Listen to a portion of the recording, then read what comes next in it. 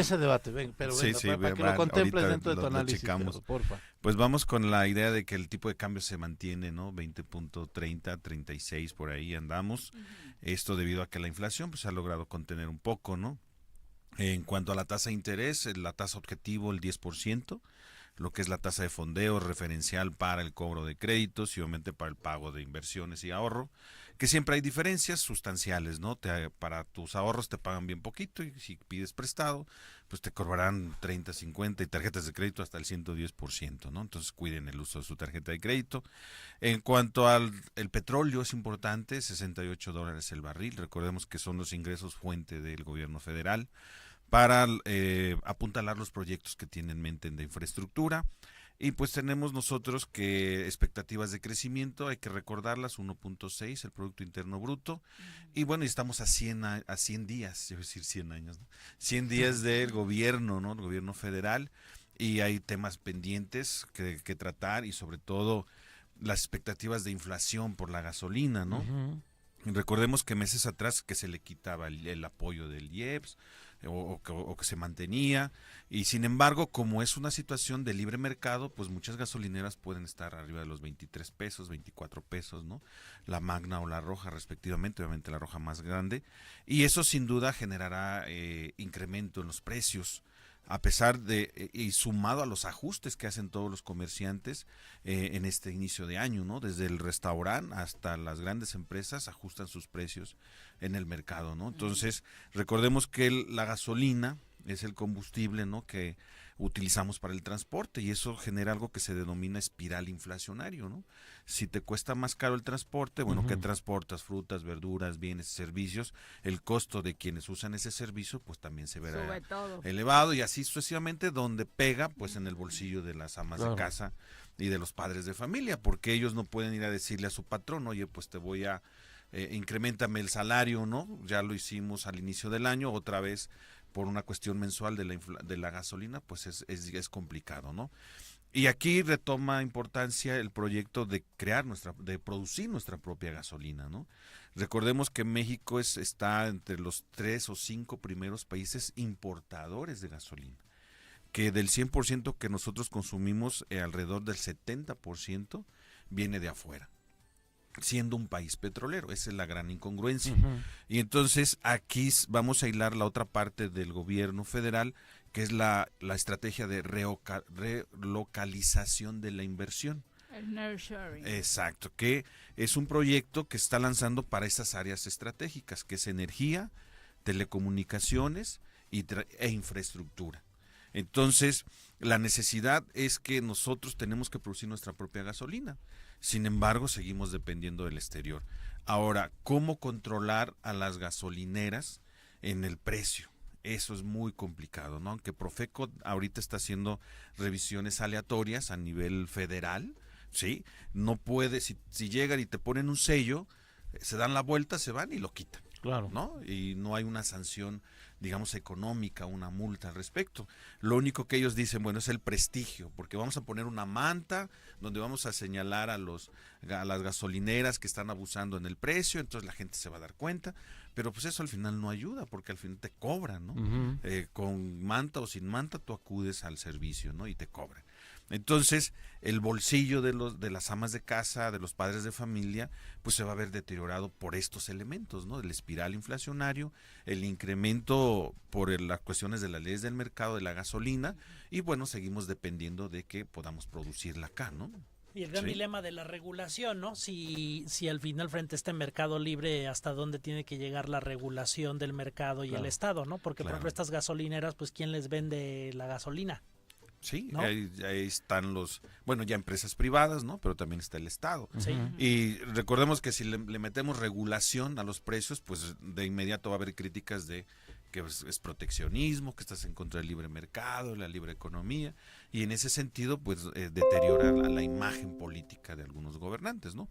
Pero de que es necesario, o sea, si tú Sobre le todo cuando hay un sumas, abuso, ¿no? sí, Cuando claro, es- Sí, pues ya claro. está no arriba está de 23 justificado. pesos, o sea, Sí, arriba de 23 pesos sí. el litro de la verde, ¿no? Entonces súmale, es un bien, en términos microeconómicos, puede ser un bien inelástico. ¿Eso qué significa? Que aunque suba el precio, tú lo tienes que consumir. y de pronto dejas de consumirlo, entonces ya generas un problema económico, ¿no? Que es el abasto y que es el bienestar de las personas para el uso de ese combustible, ¿no? Entonces, ¿hasta qué punto las leyes del mercado pueden ser sostenidas por la idea de que somos empresarios y ponemos el precio que justificamos por los costos? Sí. Sí, pero pues en el fondo ahí está, o sea, en el fondo es que dejamos por muchos años de modernizar petróleos mexicanos y a la vez modernizar las refinerías que tenemos, ¿no? México no tiene más de 12 refinerías con la nueva y 10 de ellas con tecnología obsoleta, ¿no? Entonces, ¿cómo vamos a sustituir nosotros la importación? Pues tiene que ser fortaleciendo el mercado interno, Claro. y ahí está la estrategia de la recolonización de la inversión productiva en nuestro país, ¿no? Entonces hay mucho por hacer y esperemos que en estos siguientes meses pues se vean ya la inversión en lugares estratégicos para que podamos nosotros resarcir estos problemas de seguir dependiendo de la importación, ¿no? ¿Y Morelos qué parte jugará en esta Pues debe ser muy revitalización? importante porque Morelos está posicionado estratégicamente, ya lo hemos dicho aquí muchas veces, a nivel nacional. O sea, está en el centro y el mercado que lo rodea. Aquí es el tema pendiente es la inseguridad y entonces Morelos es un problema mayúsculo en ese sentido, aunque no lo quieran decir. Pregúntenle a los empresarios, micro, pequeños y grandes empresarios, cómo son sujetos de extorsión. Y en ese sentido es muy difícil que llegue la inversión. O sea, si ustedes se van hacia allá, hacia Tlaquiltenango, Jojutla, Puente, ¿no? Se das cuenta de que llegar ahí una empresa exacto, que quiera invertir, pues se va a enfrentar con problemas de extorsión. De hecho, en la visita que hizo la presidenta es lo que habla, ¿no? ¿Cómo se va a combatir la violencia? Pues se combate con honestidad y con los valores que está promoviendo, ¿no? A nivel federal y también la gobernadora, ¿no? En el estado. Pero Morelos le hace falta mucha inversión, sobre todo en infraestructura, para el tránsito de las mercancías. En la misma capital y en sus alrededores vemos que las carreteras están destrozadas. Entonces yo pienso que Morelos es un estado con grandes oportunidades. O sea, a pesar de lo que no se hizo en un sexenio, 2 o 3 atrás, hoy día pues lo que llegue va a ser muy aprovechado, ¿no? Porque sí se hace falta, ¿no? Y quería tocar también el tema a nivel internacional de Trump, ¿no? De los aranceles, porque de octubre a la fecha, él que amenaza, que dice que nos va a poner el 25% en aranceles, debe de recordar que hasta ahorita somos el primer proveedor de Estados Unidos. Nuestra participación de las exportaciones en su mercado oscila alrededor del 17%. Entonces estamos por encima de China y Canadá. Siempre nos vamos ahí peleando, ¿no? A lo largo del año el lugar, pero ahorita somos el primer lugar de octubre a la fecha. Entonces, si esto sucede, esto un poco para que vean que a veces la política es nada más discurso y la economía es más real, ¿no? Como tal. Si ocurriera eso de los aranceles, pues quien se va a ver perjudicado es la industria norteamericana, son las empresas norteamericanas. Entonces, en ese sentido tendrá que pensarle más en seguir con el discurso, ¿no? Pero seguramente será disruptivo. Correcto. ¿No? O sea, aún con simplemente la especulación, ¿no? De los cambios. Ah, sí. Pero también sí parece como prometerse que sí habrá algunos cambios en esta idea de fortalecer el mercado interno y relocalizar algunas empresas, en donde creo que tenemos que prepararnos mejor y no tenemos todavía como claro cómo se va a hacer. Me parece que enfrentar a Estados Unidos no es la circunstancia, la opción. Sí, una guerra comercial, ¿no? Sí, no sería complicado. No. Esto es muy importante porque recordemos antes de los años 80 el modelo de sustitución de importaciones era industrializar al país. Entonces, ¿en qué fracasó ese modelo que de pronto el gobierno engordó? ¿No? Se puso muy obeso en términos de administración y absorbió muchísimos recursos que después a finales de los 70 y principios de los 80 tronó con la caída de los precios del petróleo, inflación a más del 120%. ¿Qué fue lo que falló? Que no se pudo crear la cadena entre lo que es la investigación, las empresas y el sector productivo y el gobierno. ¿Sí?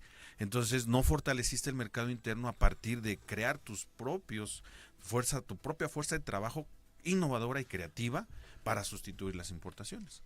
No se invirtieron en esos sectores estratégicos.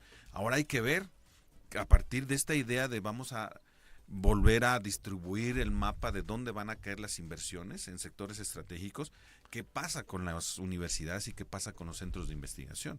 Y sobre todo qué pasa con la mano de obra, ¿no?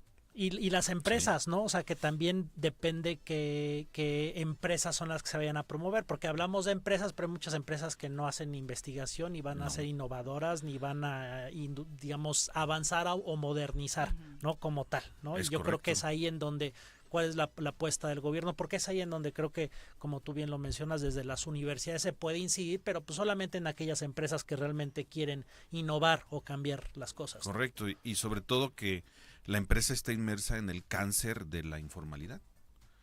O sea, eso es una realidad. ¿Cómo combatir la informalidad, no? El 65% a nivel nacional está en ese problema.